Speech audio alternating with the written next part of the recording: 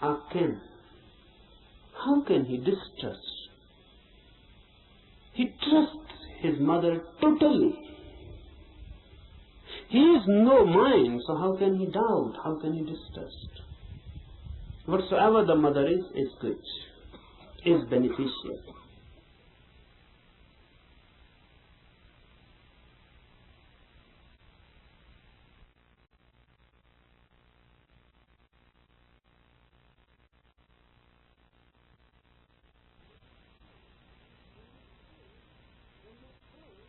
When you pray, you are throwing yourself back into a motherly universe.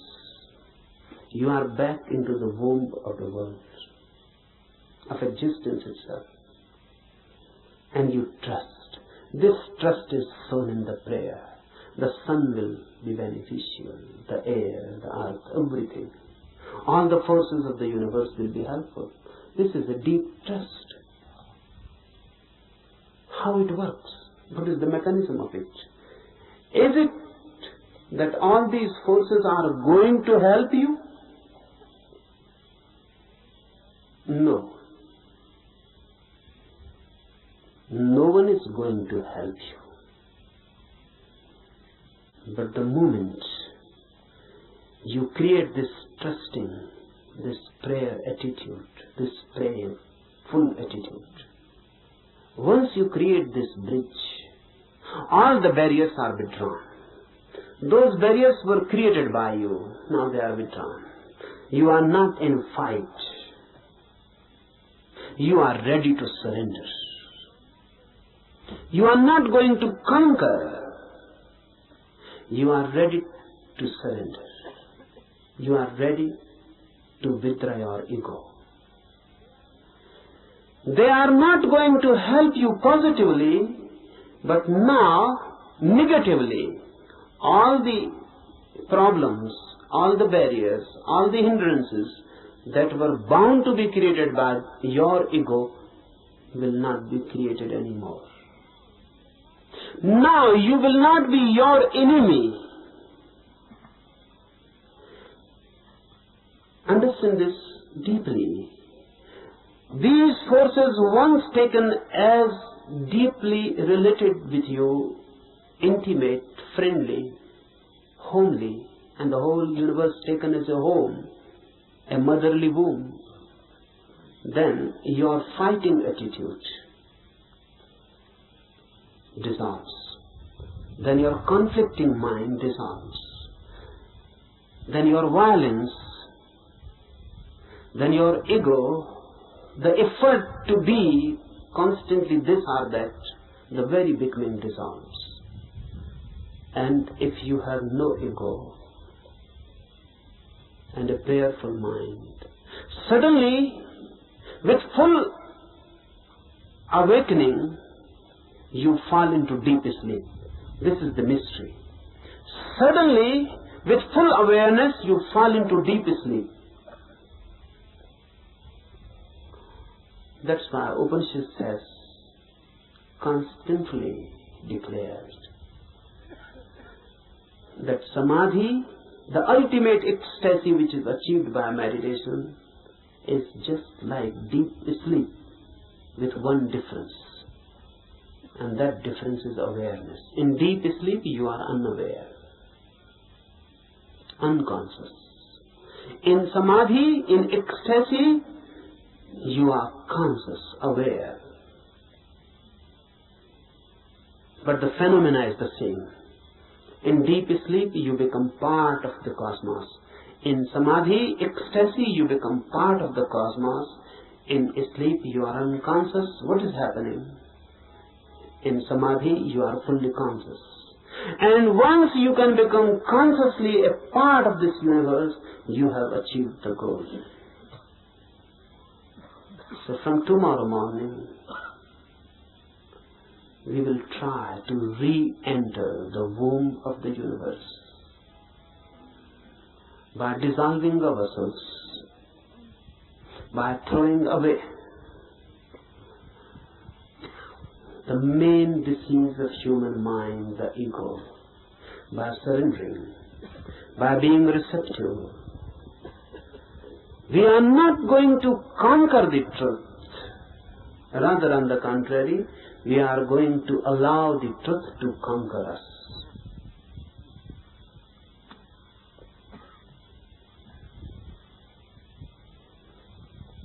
Now, some instructions for the morning meditation.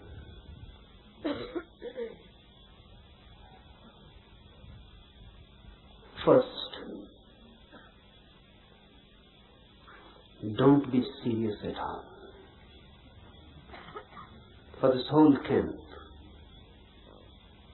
don't be serious at all. I consider seriousness to be a fatal disease.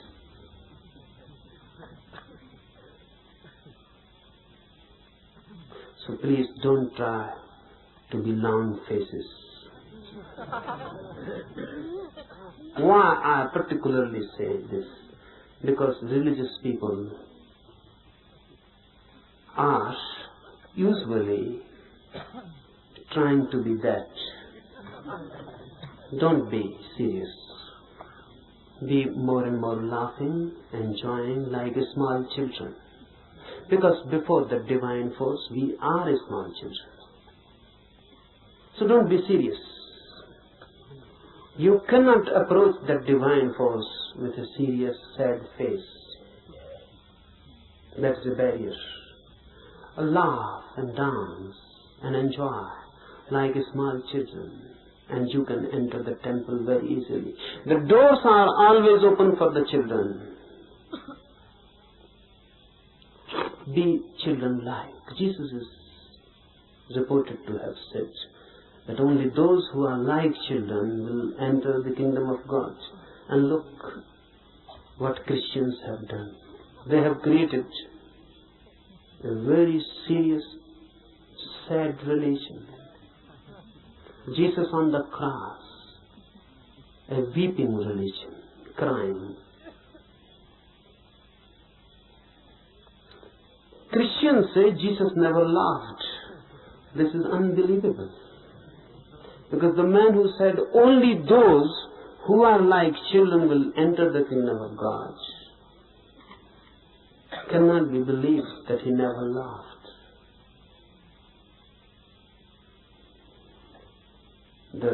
The quite vice versa can be believed, that he continuously laughed, never stopped laughing, even in his sleep, but this cannot be believed that he never laughed.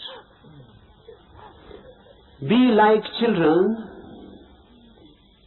forget your ages, your experience, your knowledge, throw them all, wholesale.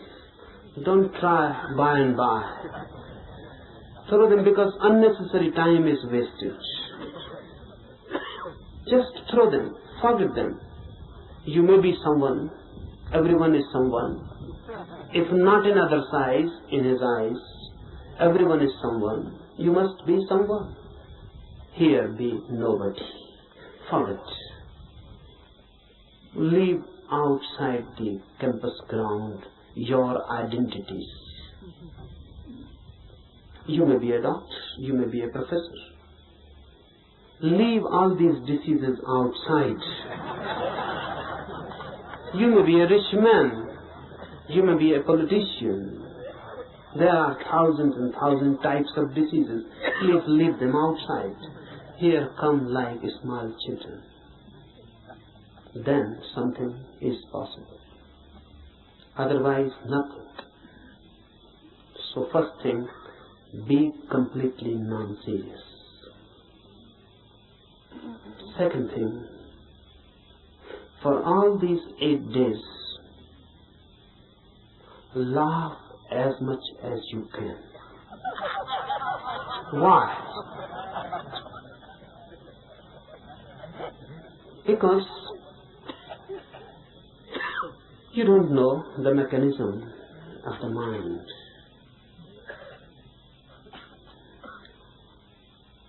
Suppressed energies can be thrown out in many ways. Laughter is the easiest. Any energy Try it. Someone has abused you. You feel anger coming in. Immediately laugh. And the same energy which was going to be anger will become laughter. You are sad. Something has happened. The moment you remember you are sad, immediately laugh. Don't wait someone to help you. Laugh. And suddenly you will feel the change, the same energy which was going to take a shape, sad shape, is transformed into laughter. It has been released. So laughter I give you as a technique of release. And don't try to be miser about it. And don't try to find out any reasons for it. No reasons are needed.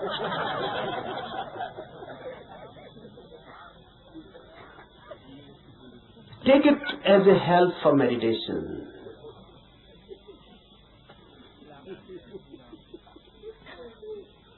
The whole thing takes a different dimension.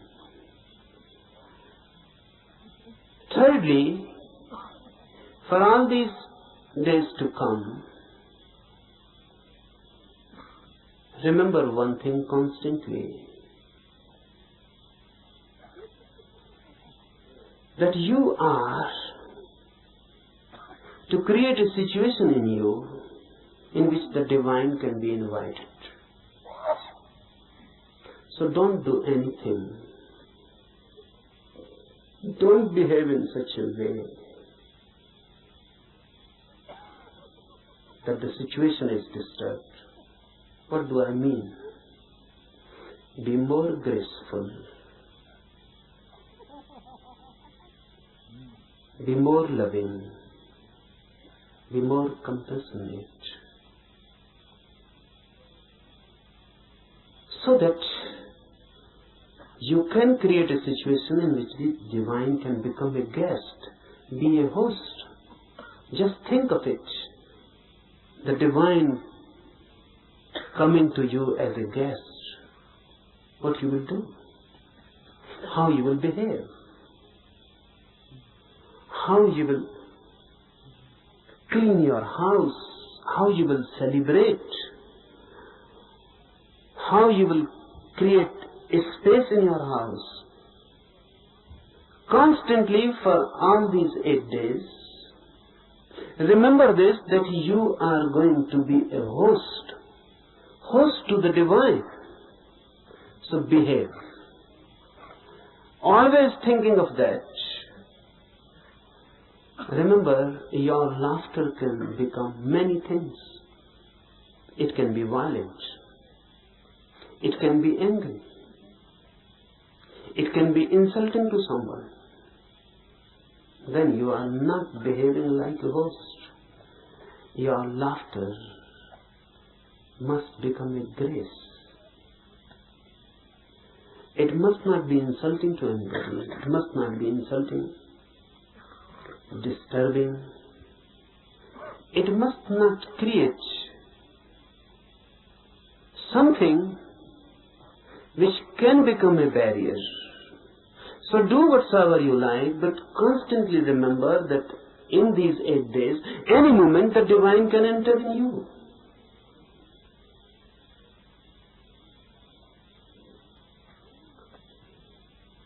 Any moment the divine can enter. So remember that you are ready to receive. Don't talk much, fourthly. Don't talk much. If you can be silent completely, that's better. If you cannot be, then less and less talk. Be telegraphic. Use as many words are absolutely necessary. That will conserve energy. Our talking is much a wastage. Conserve energy. Don't talk. Don't read. In the morning we will be doing meditation, in the afternoon, in the night. The remaining time, be more and more silent, happy, blissful. Sit somewhere, don't waste time in talking, and just wait. Remember this word, wait. Everyone knows the meaning, but no one knows the experience. Sometimes when you really wait, you are waiting for your beloved or your lover to come. You are a different man. A different quality enters in you. You are waiting for your beloved. Someone passes by the door, you just become eyes. The whole energy is transformed into eyes. Someone knocks on the door, you become attentive. The beloved may have come. Even the rustling of the leaves outside, dry leaves falling on the ground, and you feel the beloved has come. You are constantly alert. Alert, but not tense. Alert, but waiting.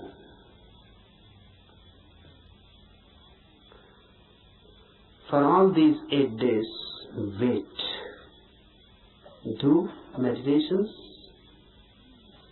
be happy, and wait.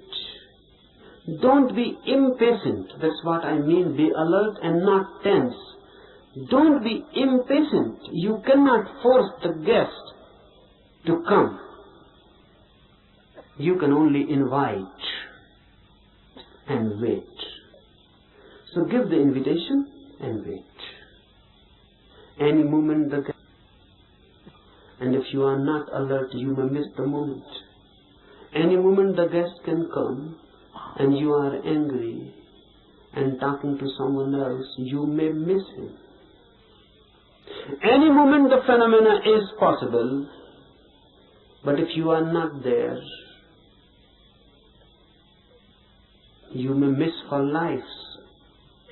No one can say when the next moment of such opportunity will come. Wait. And lastly, meditation needs you in your totality, nothing less. If you withhold something and just do it half-heartedly, it is better not to do it, because the whole effort is useless. You will be simply tired and nothing will happen. So unnecessarily, why tire yourself? If you are half in it, you will be tired. And if someone feels tired, remember this and find out you will be half in it. If you are totally in it, you will be refreshed, not tired. This is the difference. If you are totally in it, nothing has been retained, nothing has been withheld. You were in it totally. The doer was not standing outside. The doer had become the doing. Then you will come out of his fresh like the dew in the morning, fresh like a rose just opening, fresh, full of energy, light, dancing, blessed. And not only blessed, in such a state of mind that you can bless others. But that happens only when you are totally in it. It never happens when the minor part has moved. Then there is a tension between you standing and between you moving. Then you have become two. Then you are split. That split, that inner tension between two, creates tiredness. You feel exhausted. not vitalized. You feel just as if your energy has been sucked out. You will feel it. So whenever you feel it, go deep and ask, are you split into two, divided?